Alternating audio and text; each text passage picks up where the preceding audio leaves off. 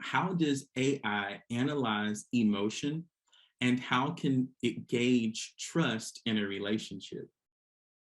Yes, so those are great questions. I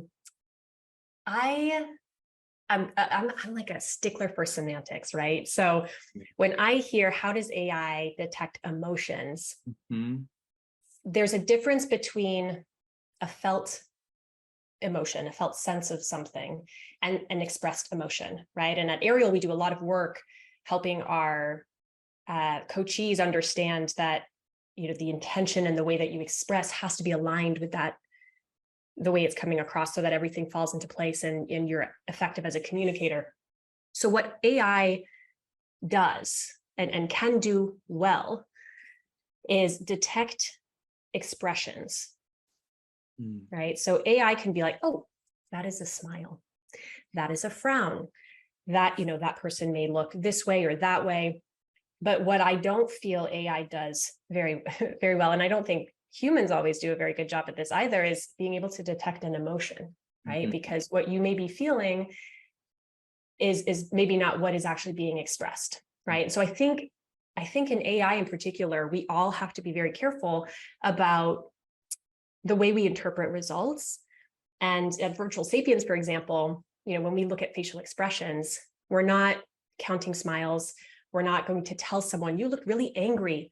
But what we will be looking for is different changes in your facial expression. So we call it facial expression variation, because what we want to encourage people is not necessarily to smile more, because that might not be relevant to the context. But we do want to encourage people to use their facial expressions, right?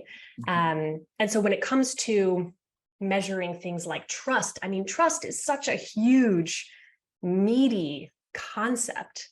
And so there are many ways that it could be measured through AI. At Virtual Sapiens, we look at certain visual behaviors or nonverbal cues that are conducive to elevating perceived trustworthiness, right? So things like showing your hands once in a while, making sure that when someone's talking, you're paying attention, you're looking at them, and you're not looking away, because this can cause distrust because it looks like I'm distracted, right? If I'm listening to you. So we approach trustworthiness from the visual nonverbal behavior perspective, but it can also be measured by, does this person consistently show up to meetings on time?